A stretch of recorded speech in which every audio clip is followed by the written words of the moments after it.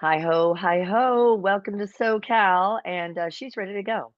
We're making a Brandy Alexander. What inspired this cocktail? Well, one of my coworkers, hi Joy, she said this was the first cocktail that she ever had that she enjoyed as an adult drinker, which was the proper age of 18 in Chicago. I'm guessing in the don't hate me, Joy. 70s, maybe 80s? I don't know.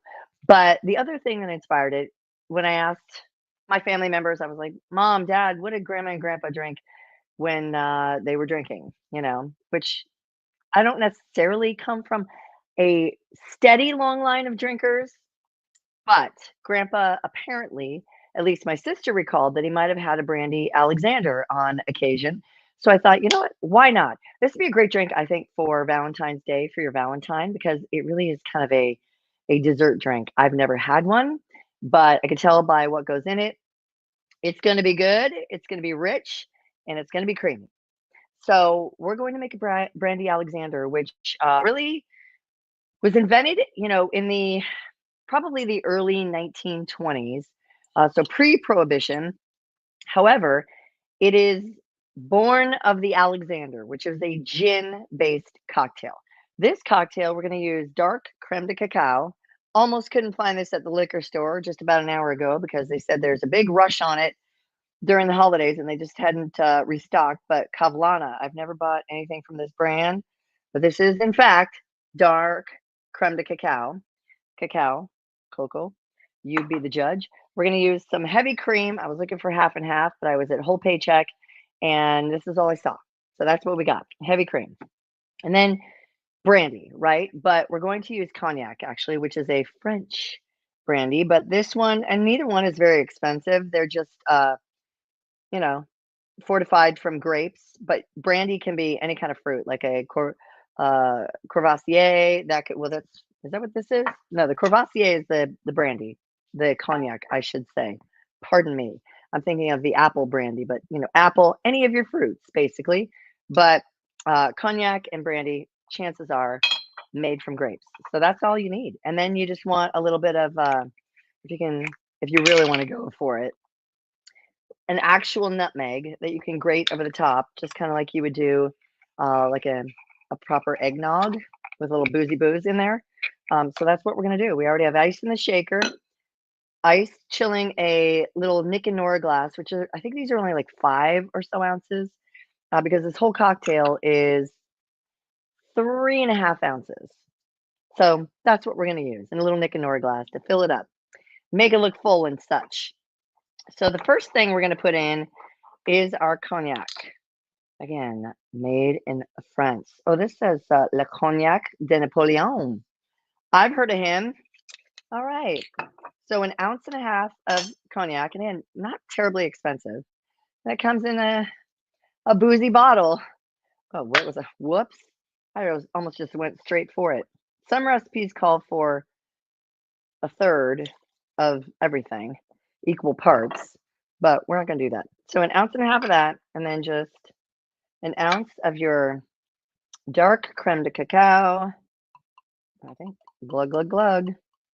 Oh, it seems a little, I don't want to say syrupy, but it's dark, all right.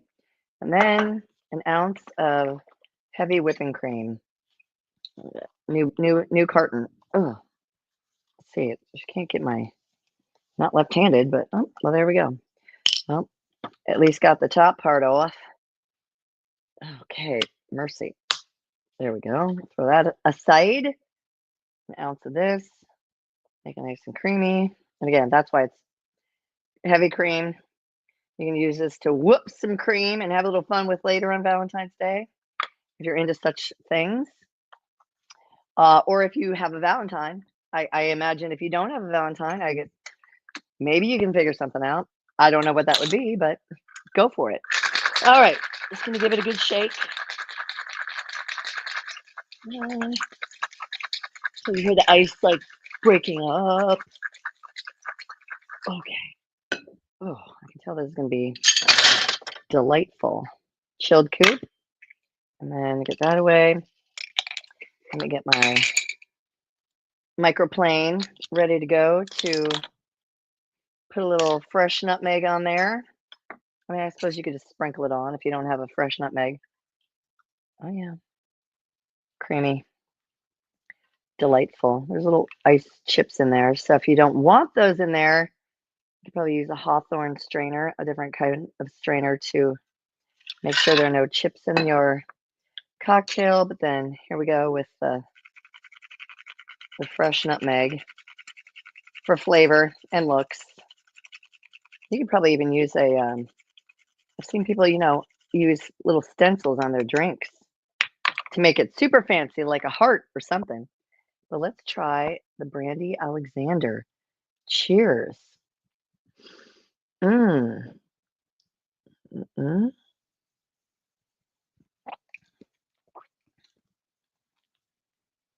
That's good. And yes, I would say a dessert, like maybe after dinner drink or something like that. Before the magic happens. Mm, that's nice. That is really, really good. That would be perfect, pardon my pointing, for Valentine's Day. So wishing you and yours a very happy end of January, dry January. And if you made it the whole way, God love you. I only made it 10 days. It was a very challenging, often dark, sometimes sad with the fires and everything that's happened in January. We just wanted a quiet month to recoup after the holidays, but no, you're on your toes for 2025. So if you'd like to make the Brandy Alexander, you need brandy, you need heavy cream, and you need creme de cocoa, dark creme de cocoa. And then you need an ounce and a half of your favorite cognac, brandy, or brandy, and then 1 ounce of your heavy cream, and then another ounce of your creme de cacao, and shake it up, baby. You got a delicious after dinner drink, making the magic happen here. Happy Brandy Alexander. Happy February. And here's to you and yours and good health. Cheers.